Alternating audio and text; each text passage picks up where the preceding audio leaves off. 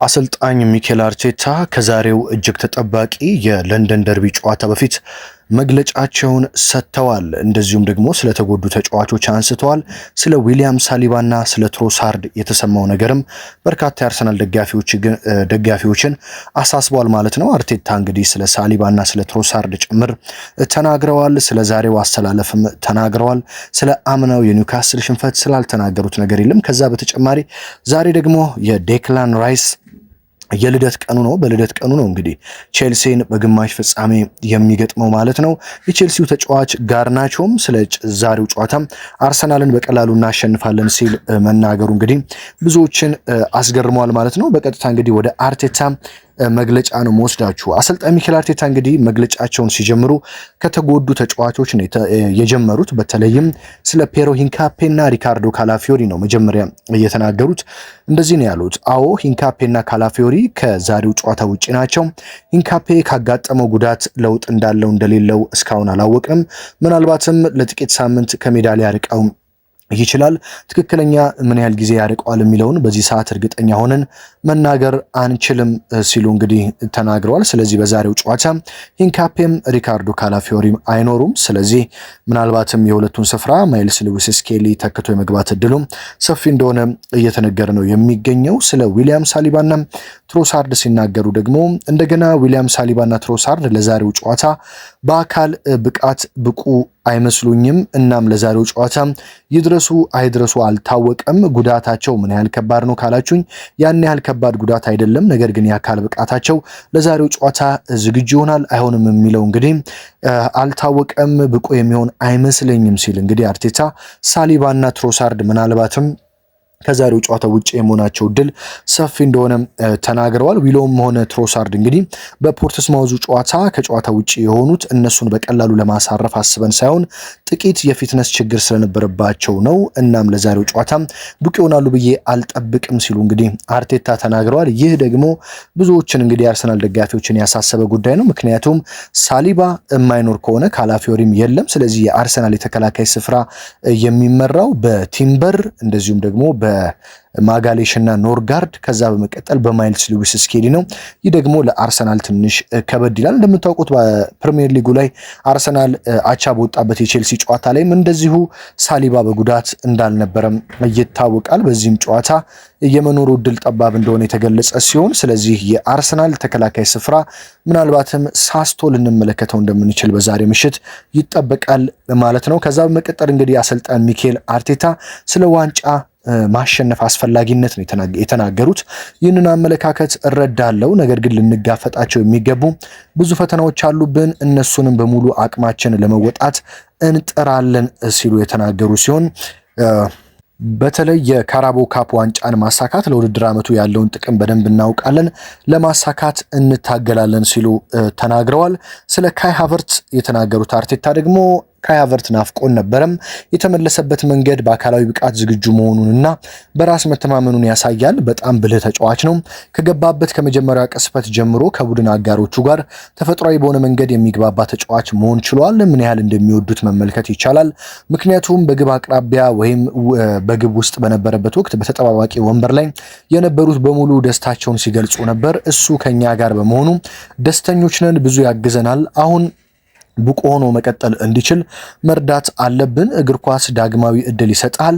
በሊጉ ወጥ አቋም ማሳየት ችለናል። አሁን ደግሞ ፍጻሜ ለመድረስ ትልቅ ቡድን የመጣል ስራ ይጠብቀናል ያሉ ሲሆን ካሳለፍነው ዓመት ትምህርት ወስደናል ሲሉ ተናግረዋል። በተለይም ስለ አምናው የኒውካስትል ሽንፈት እንደዚህ ሲሉ ነው የተናገሩት። ባለፈው ዓመት እንግዲህ በኒውካስትል የደረሰብን ህመም እጅግ አሳማሚ ስለነበረ በተለይ ጨዋታውን የሄድንበት መንገድ ያባከልናቸው የጎል እድሎች ስትመለከት የሚያስቆጭ ነበረም።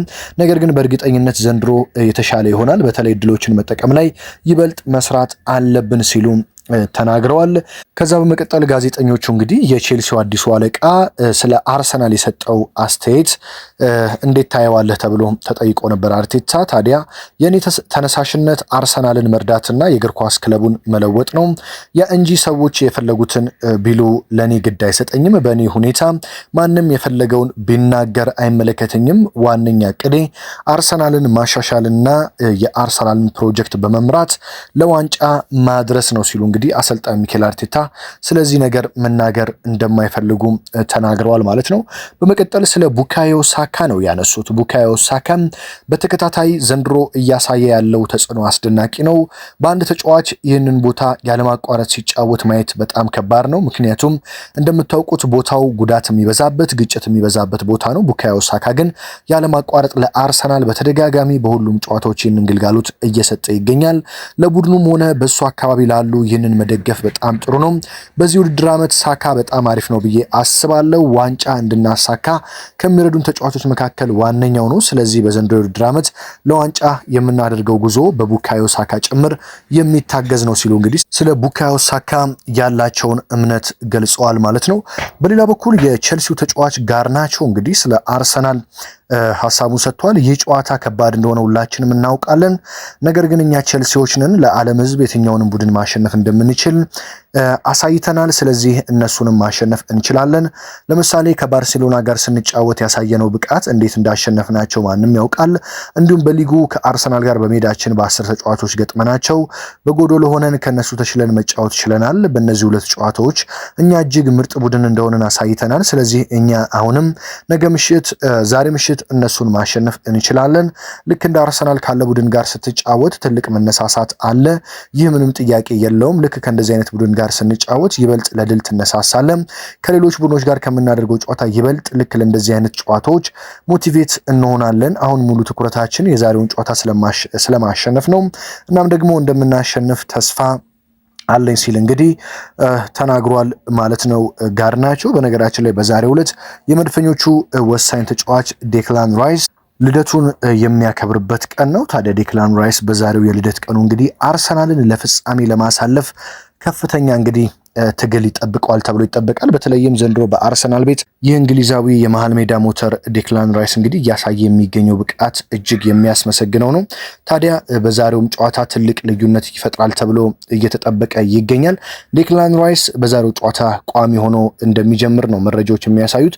በአርሰናል ቤት ከሚጠበቀው አሰላለፍ ውጭ የሚሆኑት እንደ ዊሊያም ሳሊባና እንደ ሊያንድሮ ትሮሳርድ ያሉ ተጫዋቾች ናቸው። ምንም እንኳን አርቴታ 100% አይኖሩም ባይሉም ነገር ግን ያለመኖር እድላቸው እጅግ ሰፊ እንደሆነ ነው የሚነገረው። ታዲያ ዴክላን ራይስ በዛሬው ጨዋታም ይጠበቃል። በተለይ በትልልቅ ጨዋታዎች ላይ እንደ ኦዴጋርድ ያሉ ተጫዋቾች ድክም ብለው ይታያሉ። ዴክላን ራይስ ነው በአርሰናል ቤት ትልልቅ ጨዋታዎች ላይ ደምቆ ብዙ ጊዜ የሚታየው። ታስታውሳላችሁ እንደ ሪያል ማድሪድ ያሉ ጨዋታዎች ላይ በሻምፒዮንስ ሊጉ በጣም ደምቆ የታየ ተጫዋች ነው። በትልልቅ ጨዋታዎችም ላይ ብዙ ጊዜ የማይደበቅና የሚመሰገን አይነት ተጫዋች ነው። ስለዚህ ዛሬ በልደት ቀኑ ለአርሰናል ምን አይነት ውጤትን ያመጣል የሚለው በጉጉት የሚጠበቅ ነው የሚሆነው ማለት ነው። ትናንትና እንግዲህ ማንቸስተር ሲቲ ኒውካስል ዩናይትድን 2-0 ማሸነፍ ችሏል። በአንቷን ሴሜኞ እና በሪያን ሼርኪ ግብ ማለት ነው። ስለዚህ በኒውካስትል ሜዳ ነበር ጨዋታው። በኒውካስትል ሜዳ ሄዶ ደግሞ ሲቲ 2-0 ማሸነፍ መቻሉ ለፍጻሜ የመድረስ እድሉን በጣም ያሰፋዋል።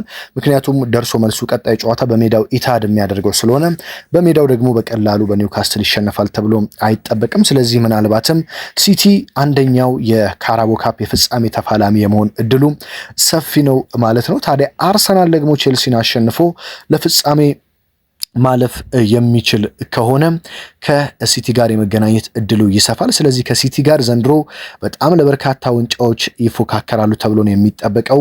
በፕሪሚየር ሊጉ እንደምታውቁት አንደኛና ሁለተኛ ናቸው። አርሰናል በ6 ነጥብ ርቀቶች እየመራ ቢገኝም ሲቲም እየተከተለ ይገኛል። ፉክክሩ በሲቲና በአርሰናል መካከል ነው። ካራቦ ካፕም ላይ ፍጻሜ የሚገናኙ ከሆነ በጣም አጓጊ ይሆናል ማለት ነው። ስለዚህ ዘንድሮ ምናልባትም የፔፕ ጋርዲዮላንና የአርቴታን ፍጥጫ የምንመለከትበት ነው። በተለይ አሰልጣኝ ሚኬል አርቴታ የዛሬው ጨዋታ ማሸነፍ እንደኔ ግዴታቸው ነው ብዬ ነው የማስበው። ምክንያቱም አርሰናል ባለፉት ዓመታት በተከታታይ ባደረጋቸው 4 የግማሽ ፍጻሜ ወደ ፍጻሜ ለማለፍ ያደረጋቸውን ጨዋታዎች በሙሉ ተሸንፎ ከፍጻሜ ውድድር ውጪ ሆኗል ማለት ነው። በኢሮፓ ሊግ በቪላሪያል ተሸንፎ፣ በካራቦ ካፕ በድጋሚ በሊቨርፑል ከዛም ደግሞ አምና በኒውካስትል ዩናይትድ በደርሶ መልስ ተሸንፎ እንደዚሁም ደግሞ በሻምፒዮንስ ሊግ ድጋሚ አምና በፓሪስ ሰን ጀርሜን ተሸንፎ አርሰናል ፍጻሜ ቢያልፍ ዋንጫ ማሳካት የሚችልባቸውን እድሎች አምክኗል። ስለዚህ ዘንድሮ ደግሞ የአርሰናል ደጋፊዎች ብዙ ዋንጫዎችን እየጠበቁ ይገኛሉ። ከአርሰናል ብዙ ነገሮችን እየጠበቁ ይገኛሉ። ስለዚህ አርቴታ ያለባቸው ጫና ቀላል አይደለም። የዛሬውን ጨዋታም እንግዲህ በቼልሲ ሜዳ ማሸነፍ ካልተቻለ ደግሞ አቻ በመውጣት ወደ ሜዳቸው ጨዋታውን በማምጣት ለፍጻሜ አልፈው ሞስት ፕሮባብሊ እንግዲህ ሲቲን ነው የሚያገኙት በፍጻሜ። ስለዚህ ሲቲንም ድል አድርገው ዋንጫ እንዲያሳኩ ብዙ የአርሰናል ደጋፊዎች ይፈልጋሉ። ስለዚህ አርቴታ ለዚህ በጣም ዝግጁ መሆን አለባቸው። ዛሬ ለአርሰናል ጥሩ የማይሆነው መረጃ እንግዲህ ጉዳት ነው። ጉዳት በተለይ አርሰናሎችን በጣም የሚያሳሳቸው ከሆነ በዛሬው ጨዋታ ሊቸገሩ ይችላሉ። ነገር ግን በቼልሲም በኩል በጣም ወሳኝ የሚባሉ ተጫዋቾች አይኖሩም ዛሬ።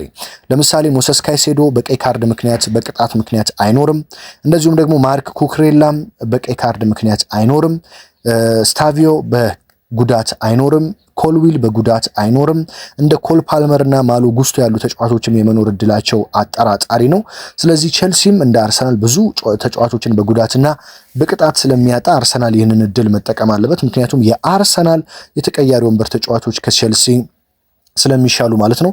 ስለዚህ የሳሊባና የትሮሳርድ ጉዳት ከወጣ በኋላ የአርሰናል አሰላለፍ ምን ይመስላል የሚለውን ስነግራችሁ ግብ ጠባቂ ዴቪድ ራያ ይሆናል ተብሎ ይጠበቃል። በተከላካይ ስፍራ ነው ብዙ ተጫዋቾች ለውጥ ይኖራል ተብሎ የሚጠበቀው። በመሃል ሜዳ መከላከል ላይ ጋብሪኤል ማጋሌሽ እና ክርስቲያን ኖርጋርድ ይጣመራሉ ተብሎ ይጠበቃል። ሳሊባ በጉዳት ምክንያት የማይኖር ከሆነ ማለት ነው። ጁሪየን ቲምበር የሚኖር ሲኖር ካላፊዮሪ እና ሂንካፔ በጉዳት ምክንያት ስለሌሉ ሉዊስ ስኬሊ ተከላካይ ላይ ይቀመጣል ማለት ነው። መሃል ሜዳ ላይ ምንም አይነት አዲስ ጉዳት የለም። ስለዚህ ራይስ፣ ዙሜንዲና ኦዴጋርድ ዛሬም በቋሚ አሰላለፍ የሚጀምሩ ይሆናል። ከፊት ለፊት እንግዲህ የሊያንድሮ ትሮሳርድ ጉዳት እንግዲህ ዛሬ ላይኖር ስለሚችል ማርቲኔሊ፣ ሳካና ቪክተር ዮኮሬሽ የአርሰናልን የፊት ለፊት መስመር ይመራሉ ተብሎ ይጠበቃል ማለት ነው። ስለዚህ እነዚህ ጉዳቶች አዳዲስ መረጃዎች ናቸው። ጨዋታው ስለ ስንት ይጠናቀቃል ብላችሁ ታስባላችሁ? በነገራችን ላይ ከዚህ በፊት የቼልሲው አዲሱ አሰልጣኝ ሮዜኒየር በኤፍኤ ካፕ አርቴታ የአርሰናል ተጫዋች እያለ ተገናኝተው ነበረ በፍጻሜ። እሱ ደግሞ የቼልሲው አሰልጣኝ የሁል ሲቲ ተጫዋች ነበረ በጊዜው።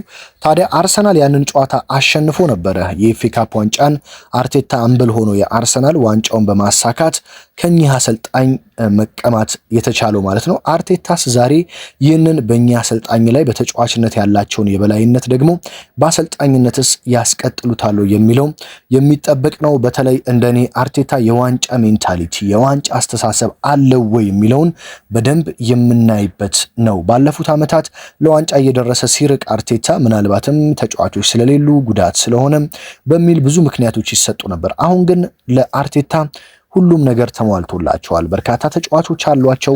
በፕሪሚየር ሊጉ ብቻ ሳይሆን ዓለም ላይ ከሚጠሩ ምርጥ የስኳድ ስብስብ አንደኛው የአርሰናል ነው። ስለዚህ ይህንን ይዘው ለግማሽ ፍጻሜ ደርሰዋል። ለዋንጫ ፍጻሜ መድረስ የማይችሉ ከሆነ ለአርቴታ ላይ እንግዲህ የዋንጫ ሜንታሊቲ ጥያቄ የሚነሳባቸው ይሆናል። ብዙ የአርሰናል ደጋፊዎች እንግዲህ ለሁለት ተከፍለው እንደሚከራከሩ ይታወቃል። ግማሾች አርቴታ የለም እስካሁን ስላልተሟላለት ነው ይላሉ። አንዳንዶች ደግሞ አርቴታ የዋንጫ ሜንታሊቲ የለውም፣ ልምድ የለውም፣ ለዛ ነው ዋንጫ ጋር ሲደርስ የሚፈራው ሲሉ ይናገራሉ። ስለዚህ ዛሬ ይህንን ለዓለም በደንብ የሚያሳይበት ቀን ነው ብዬ አስባለሁ። ጨዋታው ምሽት 5 ሰዓት ላይ በለንደን በቼልሲ ስታዲየም ስታንፎርድ ብሪጅ የሚካሄድ ነው የሚሆነው። ስለዚህ እነማን ግብ ያስቆጥራሉ ብላችሁ ታስባላችሁ? ጨዋታው ስለ ስንት ይጠናቀቃል ብላችሁ ታስባላችሁ? አሰልጣኝ ሚኬል አርቴታስ በአጥቂ በኩል ቪክተር ዮኮሬሽ፣ ካይ ሃቨርትዝ ወይስ ጋብሪኤል ጄሱስ የትኛውን አጥቂ ቢጠቀሙ ዛሬ የተሻለ ውጤት ይዞላቸው ይወጣል ብላችሁ ታስባላችሁ የሚለውን ኮመንት ላይ ልታስቀምጡልኝ ትችላላችሁ። ነገ ደግሞ ማለዳ ላይ እንግዲህ በጨዋታ ውጤት መረጃ የምንገናኝ ይሆናል ማለት ነው። ሀገር ውስጥ ከባህር ማዶ ናችሁ በየዕለቱ መረጃዎችን በሁለቱም ቻናል እየተከታተላችሁ የምታበረታቱኝን ከልብ እያመሰገንኩኝ በሌላ ወሳኝ መረጃ በሌላ ወሳኝ ጥንክር እስከምንገናኝ ድረስ እንግዲህ በያላችሁበት ሁሉ ሰላም ተመኘሁላችሁ።